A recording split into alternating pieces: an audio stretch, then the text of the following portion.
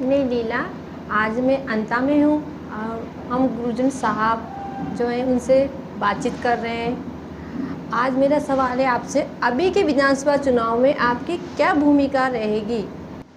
वाहेगुरु जी का खालसा, वाहेगुरु जी की फतेह। जैसा कि आपने सवाल पूछा है कि इस विधानसभा चुनाव में हमारी क्या भूमिका रहेगी, तो हमारी भूमिका एक वोटर की है। और वोटर की हैसियत से कि वे लोग अपने मत का अधिकार बिना किसी दाब दबाव से, बिना किसी पैसे के लालच से अपना वोट का इस्तेमाल करें। दूसरा सवाल है, किसान आंदोलन में आप सक्रिय रहे, क्या अनुभव रहे, इसके बारे में बताइए। किसान आंदोलन अपने आप में एक इतना बड़ा आंदोलन था कि इस देश के लिए वो एक इतिहास का काम करेगा। सरकार मनमर्जी के कानून किसी भी देश में नहीं थोप सकती। ये एक जीता जागता उदाहरण किसान आंदोलन से है कि मोदी सरकार उस वक्त ये सोच रही थी कि हम अडानी अंबानी के हित के लिए जो कानून बना रहे हैं, इससे किसान पूरे देश के शायद सहमत हो जाएंगे, लेकिन किसानों ने वो कर दिखाया जो आज तक के इतिहास में ऐसा कोई आंदोलन नहीं हुआ था। वहाँ पर मैं गया था दिल्ली में, तो ऐसा लग रहा था देख करके उसको कि सरकार अपने दमनकारी नीति से जो चाहेगी वो करने के लिए तैयार थी। इतनी पुलिस लगा रखी थी जगह जगह, क्योंकि मैं चश्मदीद था, वहाँ पे मैं गया था, तो मुझे ऐसा लग रहा था कि जैसे कहीं कोई किसान जो हैं वो किसी दूसरे देश के जनता हो या कोई सैनिक हो और उन पर अटैक करने के लिए तैयार बैठी हो भारत सरकार। ऐसा आंदोलन मेरी आंखों से मैंने जब देखा तो मुझे लगा था कि ये सरकार कुछ कहीं तक भी जा सकती है, लेकिन ये परमात्मा की, अकाल पुरख की, वाहिगुरु की कृपा रही कि ऐसा कोई अनहोनी घटना नहीं घटी। लेकिन किसानों की वो हिम्मत को मैं दाद देता हूँ, क्योंकि उन्होंने जैसा वो, एक तो सबसे पहले कि किसी का कोई भी वहाँ पर नुकसान नहीं हुआ, सबसे ज़्यादा किसी की कोई संपत्ति का नुकसान नहीं हुआ, जैसा कि ऐसे बहुत से उग्र भीड़ करती रही है भारत के अंदर।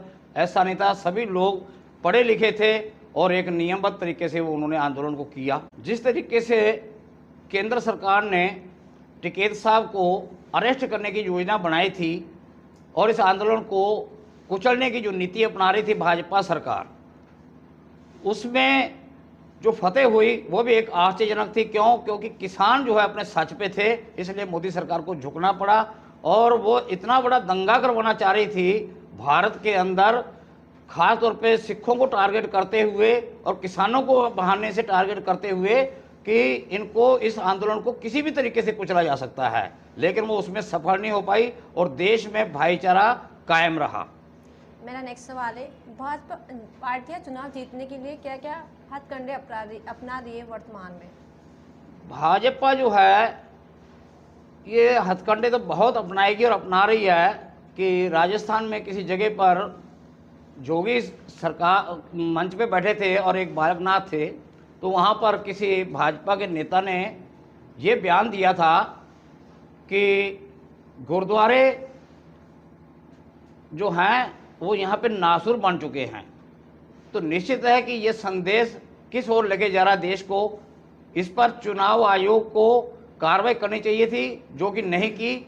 इससे भी बड़े, यानी कि वो जो नेताजी थे जिन्होंने ये बयान दिया था, उन्होंने बाद में माफ़ी मांगते हुए ये कहा है कि हमारा मुंह से निकल गया गुरुद्वारा तो कहना, हम तो मदरसे और मस्जिद कह रहे थे। तो मदरसे और मस्जिद भी किसी धर्म से बिलोंग करते हैं, तो उन पर भी ये बात कहना कि इनको उखाड़ के फेंक देना चाहिए, तो ये भारत के लिए, धर्मनिरपेक्षता के लिए बहुत ही घातक चीज़ है। मैं ये चाहता हूं कि वोटर जो हैं जागरूक रहें, धर्म जाति आधार पर तो कतई वोट नहीं दें, क्योंकि भाजपा सरकार ऐसे हथकंडे जरूर अपनाएगी। हो सकता है और भी पार्टियों में ऐसे लोग हों या ऐसी सोच हों, तो ऐसी सोच वाले लोगों से बचना चाहिए। वोटर को वोट सभी चीज़ों से ऊपर उठ करके केवल अपने क्षेत्र के विकास के लिए वोट देना चाहिए। ऐसे आदमी को वोट देना चाहिए जो सबके बीच में रहता हो, उठता हो, बैठता हो, सबकी समस्या को जानता हो। चुनाव है, इसमें तो हमें और वोटरों को और देश की जनता को इस बात का ख्याल और ध्यान रखना चाहिए कि हमें किसी की अफवाहों के बीच में नहीं आना चाहिए। हो सकता है आगामी जो लोकसभा चुनाव आएंगे वहां तक इनकी योजनाएं कई तरह की हो सकती हैं।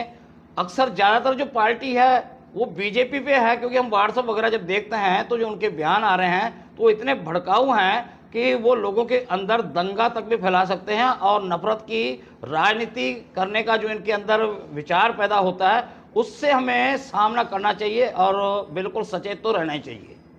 आपने हमें आपका कीमती समय दिया, इसके लिए आपका बहुत बहुत धन्यवाद। आप सभी लोगों का भी बहुत बहुत धन्यवाद। आपने हमारा इंटरव्यू लिया। वाहेगुरु जी का खालसा, वाहेगुरु जी की फतेह।